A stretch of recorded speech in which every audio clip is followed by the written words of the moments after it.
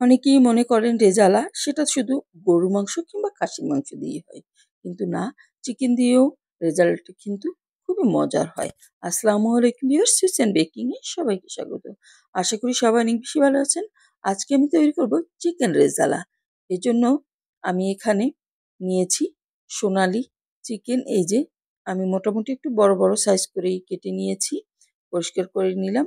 এখন আমি এখানে একটা মিশ্রণ তৈরি করে নিচ্ছি রেজালার জন্য। এর জন্য দিয়ে দিয়েছি টক দই, দিয়ে দিয়েছি কাজু বাদাম আর কিশমিশ। কাজু বাদাম না থাকলে আপনারা এখানে যে কোনো ধরনের বাদাম ইউজ করতে পারেন। দিয়ে দিলাম এখানে পেঁয়াজ বেরেস্তা, এটাকে ভালোভাবে ব্লেন্ড করে নিতে হবে। তারপর চুলায় একটা প্যান বসিয়ে দিয়ে এতে দিয়ে দিলাম হাফ কাপ পরিমাণে তেল, দিয়ে দিলাম তেজপাতা, দারুচিনি, এলাচ আর লবঙ্গ, এটাকে হালকা একটু ভেজে নিব। তারপরে দিয়ে দিলাম পেঁয়াজ, এখানে হাফ কাপ পেঁয়াজ আছে।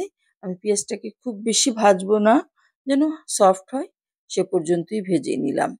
এতে দিয়ে দিলাম রসুন পেস্ট 1 টেবিল চামচ, আদা পেস্ট, আরও দিয়ে দিচ্ছি পেঁয়াজ পেস্ট।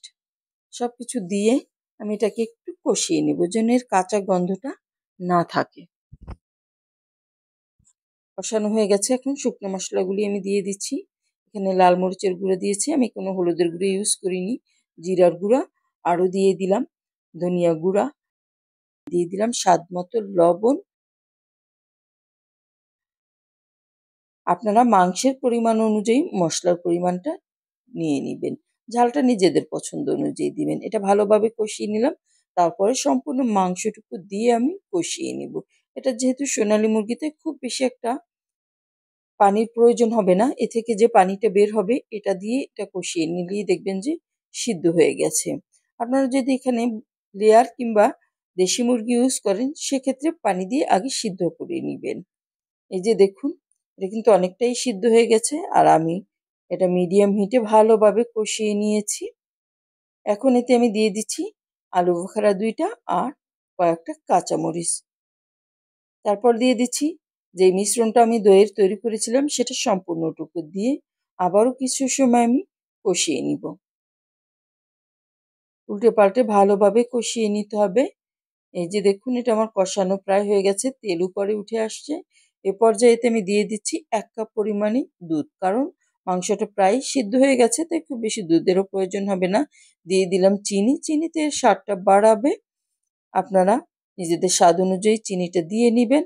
তারপর উল্টে পাল্টে ঢেকে এটা আমি রান্না করব আরও কিছুক্ষণ। যখন গ্রেভিটা একদম ঘন ঘন হয়ে যাবে তখন এটা নামিয়ে ফেলবো। ঢেকে দিচ্ছি আর মিডিয়াম হিটে এটা রান্না করে নিব, কারণ রেজালার গ্রেভিটা দুধ দিয়েই কিন্তু টেস্ট বেশি হয়, পানিতে খুব একটা টেস্ট এটা হয় না। তারপর উপরে আমি কিছুটা কেওড়া জল দিয়ে দিচ্ছি। কেওড়া জল বা গোলাপ জল যে কোনো একটাই আপনারা এখানে ইউজ করতে পারেন। দিয়ে দিচ্ছি কিছুটা গরম মশলা সামান্য পরিমাণে খুবই। তারপর পেঁয়াজ বেরেস্তা দিয়ে আমি কিছুক্ষণ এটা একদম লো হিটে রেখে দেবো যেন তেলটা আরও উপরে উঠে চলে আসে। এই যে দেখুন, তেল কিন্তু অনেকটাই চলে আসছে, গ্রেভিটাও আর একটু মাখা মাখা হবে, তখন এর টেস্টটাও কিন্তু অনেক বেশি বেড়ে যাবে। ফিরে আসলাম কিছুক্ষণ পরে, দেখুন আমার রান্নাটা প্রায় কমপ্লিট। আমি একটু নাড়িয়ে দেখিয়ে দিচ্ছি এটা কেমন ঘন আমি নামাচ্ছি। এই যে দেখুন তো, তৈরি হয়ে গেল আমার চিকেন রেজালা। এটা আপনারা পরোটা, পোলাও কিংবা নান রুটি যে কোনো কিছুর সঙ্গে এটা ঈদের দিন সকালে বা দুপুরে সার্ভ করতে পারেন। ঝটপট তৈরিও করে ফেলা যায়, প্যারাও কম তৈরি করতে। তো তৈরি হয়ে গেলাম, এখন একটা সার্ভিং ডিশে এটা সার্ভ করে আপনাদেরকে দেখিয়ে দিচ্ছি যে এটা কেমন হয়েছে। এই যে দেখুন, আমার তো এখনই খেয়ে ফেলতে ইচ্ছা করতেছে। আশা করি আজকের এই রেসিপিটা আপনাদের কাছেও অনেক বেশি ভালো লাগবে। ভালো লাগলে বেশি বেশি শেয়ার করে দিবেন। সবাই অনেক বেশি ভালো থাকবেন। আল্লাহ হাফেজ।